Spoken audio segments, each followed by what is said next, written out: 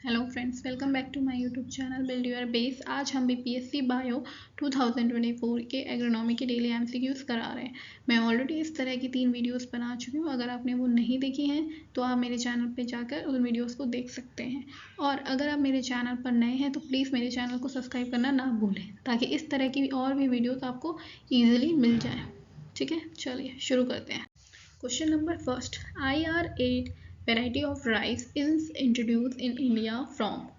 कहाँ से इंडिया में इंट्रोड्यूस हुई थी ये वेराइटी इंट्रोड्यूस हुई थी फिलीपींस से। ठीक है, ये जो IR8 वेराइटी है इसका डेवलपमेंट हुआ था 1960s में, और इसने एक सिग्निफिकेंट रोल प्ले किया था ग्रीन रेगुलेशन में। ठीक है, ये हाई यील्ड पोटेंशियल के लिए जानी जाती है और डिजीज रेजिस्टेंस के लिए भी जानी जाती है। ठीक है, इसने क्या किया, इसने बहुत ज़्यादा कंट्रीब्यूट किया था। जो राइस प्रोडक्शन था ना बहुत सारी कंट्रीज़ में, उस टाइम पे इसका बहुत बड़ा कंट्रीब्यूशन था प्रोडक्शन इंक्रीज करने में राइस के। Okay, next question, for transplanting 1 hectare area of rice how much area is sufficient for nursery racing. कितना एरिया हमें सफिशिएंट है इसके लिए, तो वो है 1000 मीटर स्क्वायर। ठीक है, 1000 meter square. Next question, in rice, the poo seedling would be ready for transplanting in 11 to 14 days. The poo seedling क्या होता है कि जब हम राइस को जो सीडलिंग्स हैं उन्हें हम पहले नर्सरी में ग्रो करके रखते हैं ट्रांसप्लांट करने से पहले फील्ड में। ठीक है, मतलब जो हम फील्ड में ट्रांसप्लांट करते हैं ना, उससे पहले जब हम इन सीडलिंग को ग्रो करके रखते हैं किसी नर्सरी में कुछ दिनों के लिए, तो उसे हम डपोक सीडलिंग बोलते हैं। ये आराम से 11 से 14 दिन में तैयार हो जाते हैं। ठीक है, ये क्यों किए जाते हैं, ताकि जो सीड्स के जो सीडलिंग्स हैं ना बेसिकली, वो उनमें यूनिफॉर्मिटी बनी रहे, वो अच्छे से स्टेबलाइज हो जाए राइस क्रॉप के लिए, ताकि हम उसे ईजिली फील्ड में लगा सकें। ठीक है, हम इसलिए इसे यूज़ करते हैं। Next question, propanil Stam F34 herbicide should be applied in rice after transplant. कितने टाइम बाद हम इसे अप्लाई करते हैं, हम इसे अप्लाई करते हैं 6 to 8 days after transplanting. Propanal क्या है ना, ये एक वाइडली यूज हर्बिसाइड होता है जो कि राइस कल्टीवेशन के लिए हम यूज़ करते हैं। जो ग्रासेस और जो वीड्स होते हैं ना उन्हें कंट्रोल करने के लिए यूज़ किया जाता है बेसिकली।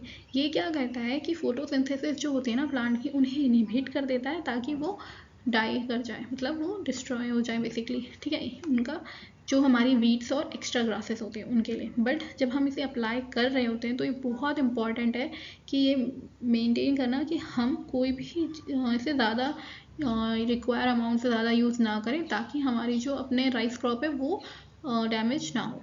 ठीक है, इसका हम हमेशा जो मोस्टली यूज़ करते हैं ना, तो वो हम करते हैं 6 to 8 days आफ्टर ट्रांसप्लांटिंग, जब हमारा राइस सॉइल जो राइस प्लांट है वो सॉइल के साथ अच्छे से इमर्ज हो जाए, तब हम इसका यूज़ करते हैं। Okay, next question, the kresek occurs in early stage of plant growth of rice in. किसकी वजह से होती है डिजीज, ये होती है बैक्टीरियल ब्लाइट की वजह से।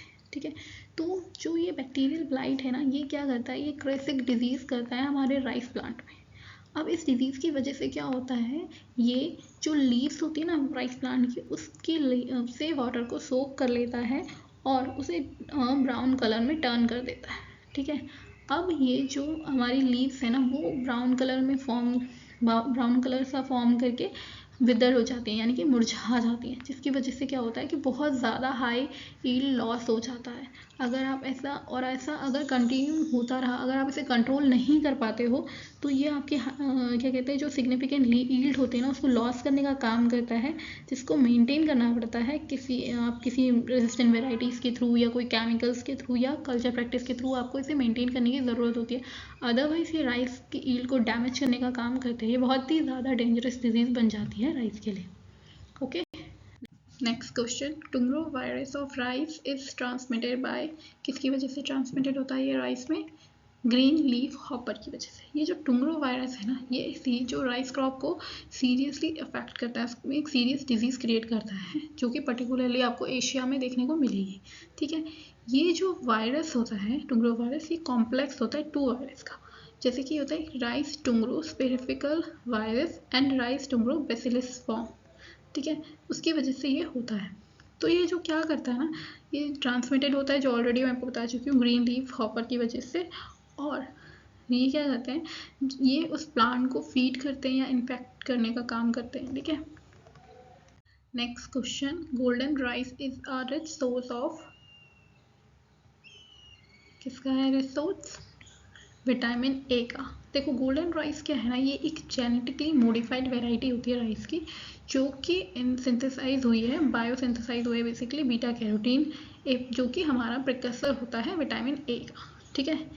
तो ये क्या कहते हैं, ये जो एम था ना इसको मॉडिफिकेशन का, वो ये था कि जो हमारे विटामिन ए की डिफिशिएंसी होती है ना, उसको एड्रेस करते हुए इसको डेवलप किया गया था, ताकि जो भी कोई सिग्निफिकेंट हेल्थ इश्यूज होते हैं, बहुत सारे लोगों को प्रॉब्लम होती है विटामिन ए की वजह से, तो वो अगर आप इसको एज अ स्टेपल फूड की तरह अगर आप इसे लेंगे, तो आपकी जो डिजीज़ या डिफिशिएंसी है विटामिन ए की वो पूरी हो जाएगी, ठीक है। नेक्स्ट क्वेश्चन है, government of India started subsidy on fertiliser with effect from the, कब से स्टार्ट हुई थी ये सब्सिडी फर्टिलाइजर की, तो ये स्टार्ट हुई थी नवंबर 1 1977। बेसिकली सब्सिडी में होता क्या है ना कि ये मतलब ये क्या है, गवर्नमेंट पॉलिसी है जो कि फाइनेंशियल असिस्टेंट या कह सकते हो फाइनेंशियल सपोर्ट प्रोवाइड करती है फार्मर्स को, ताकि वो बहुत कम कॉस्ट में, बहुत ही लो कॉस्ट में फर्टिलाइजर खरीद सकें अपने लिए, अपनी फील्ड के लिए, ठीक है। तो ये जो स्टार्ट हुआ था, ये हुआ था नवंबर 1 1977, ये बेसिकली 1 नवंबर 1977, आप जो भी याद कर लें, ठीक है।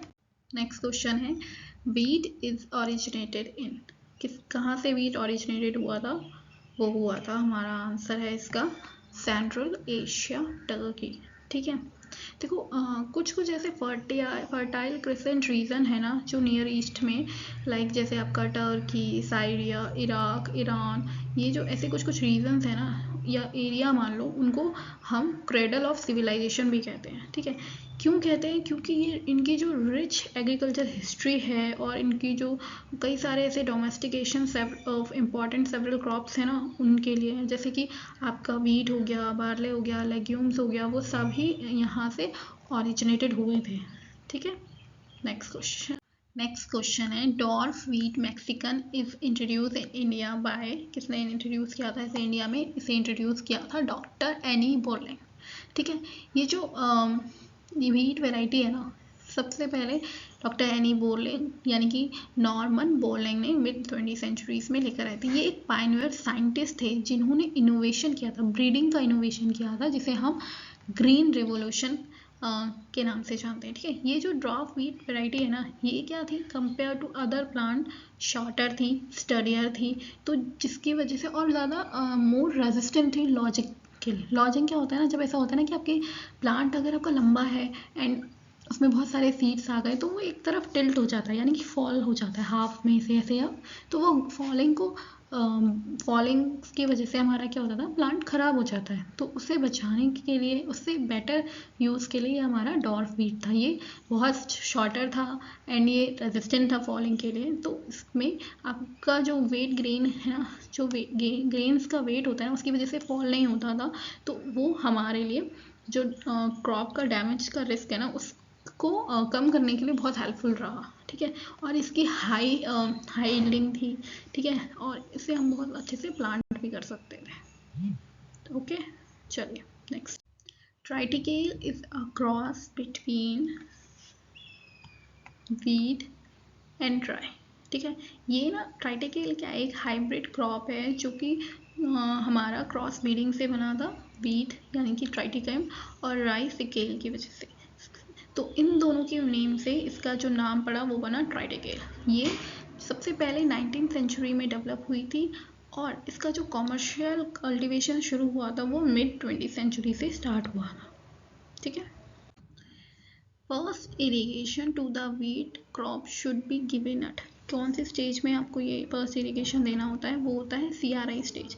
देखो CRI स्टेज यानी कि जो इरिगेशन है ना, ये क्या करता है, इसमें हमारा जो CRI डाटा यानी कि जो क्रॉप रिफ्लेक्टेंस इंडेक्स डाटा होता है ना, वो यूज़ करते हैं हम, ठीक है। तो पहले तो समझते हैं कि ये क्रॉप रिफ्लेक्टेंस इंडेक्स क्या होता है। ये एक मेथड होता है जिससे क्या होता है ना, जो हमारी एग्रीकल्चर क्रॉप है हम उसे मॉनिटर कर सकते हैं, उसकी हेल्थ को, उसका वाटर स्ट्रेस लेवल को, उसमें कितनी लाइट की ज़रूरत है, या मतलब what ever the problem occurring in plant, हम उसे जो क्रॉप में हमारा प्रॉब्लम आ रहा है हम उसको एनालाइज कर सकते हैं, उसका डाटा हम चेक कर सकते हैं। तो अब जो हमारा CRI स्टेज होता है ना, उसमें हम क्या करते हैं, जो CRI डाटा हमें मिला उस डाटा से डिटरमाइन करते हैं कि हमें प्लांट को कितना पानी, जो हमारी क्रॉप है हमें उसे कितना पानी देने की ज़रूरत है, उसमें और कौन कौन से चेंजेस करने की ज़रूरत है, हमें उसे मॉनिटर करने का काम करते हैं, ठीक है।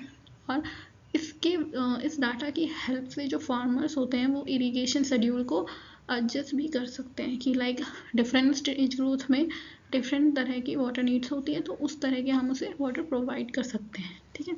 ये क्या करता है ना, जो वाटर यूज़ है उसकी एफिशिएंसी और क्रॉप यील्ड को इंक्रीज करने का काम करता है। ओके, चलिए next. Which state has the highest production of sugar cane. देखो सबसे ज़्यादा जो शुगर केन का प्रोडक्शन होता है वो कौन से स्टेट में होता है, तो वो होता है तमिलनाडु में, ठीक है।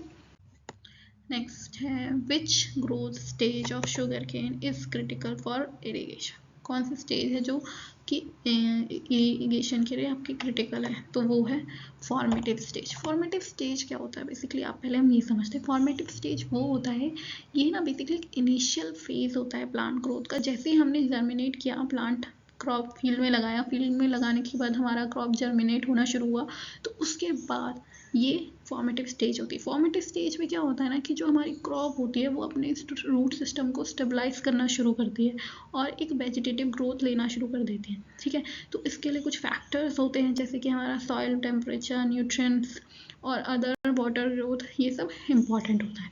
तो ये जो स्टेज होते हैं ना, तो उसे हम फॉर्मेटिव स्टेज कहते हैं, ठीक है। आई होप आपको समझ में आया होगा। नेक्स्ट है with too much increase in nitrogen application sugar content in juices. देखो अगर हमने नाइट्रोजन का बहुत ज़्यादा यूज़ कर लिया जूस में, तो हमारा जो शुगर कंटेंट होता है जूस का वो डिक्रीज हो जाता है, ठीक है।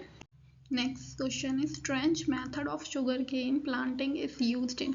इस मेथड से, जो ट्रेंच मेथड है, इस मेथड से शुगर केन प्लांटिंग कहाँ की जाती है, वो की जाती है कोस्टल एरियाज में, ठीक है।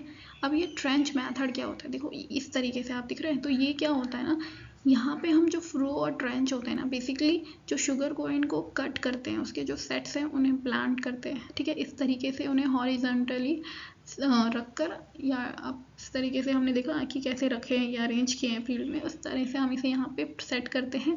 और ये हमारा जो मेथड है ऐसे प्लांटिंग का, इसे हम बोलते हैं ट्रेंच मेथड। हम यहाँ पे क्या करते हैं ना, जो शुगर केन का एटलीस्ट एक बर्ड लेते हैं, ठीक है, उस एक बर्ड को हम यहाँ पे कट करके प्लांट करने का काम करते हैं, ओके। नेक्स्ट क्वेश्चन है the most serious disease of sugar cane is है रेड रॉट। रेड रॉट देखो क्या होता है ना, देखो यहाँ पे मैं आपको दिखा रही हूँ, यहाँ पिक्चर आप देख सकते हो, ये कंपैरिजन है एक नॉर्मल, मतलब अगर आप देखोगे ना तो यहाँ पे क्या है कि सबसे पहले तो कम डिजीज़ है, ठीक है। इस पार्ट पे आपको बहुत छोटे छोटे से ही दिखेंगे रेड रॉट, लेकिन ये इंक्रीजिंग ऑर्डर में आपको देखने को मिलेगा कि किस तरीके से ये इफ़ेक्ट कर रहा है शुगर केन को, ठीक है। तो जो ये रेड रॉट होता है ना, ये एक फंगल डिजीज़ है जो कि शुगर केन प्लांट को इफ़ेक्ट करने का काम करता है। ये जो कॉज होता है ना, ये एक पैथोजन है जिसे हम बोलते हैं कोलेडोट्राइकम फैल्केटम, ठीक है। ये पैथोजन की वजह से ये डिजीज़ होती है जो कि बहुत यील्ड लॉस कर देता है शुगर केन का, और उसकी क्वालिटी डिग्रेड करने का भी काम करता है, ठीक है। Next, which one of the following crop is most sensitive to both excess moisture and drought?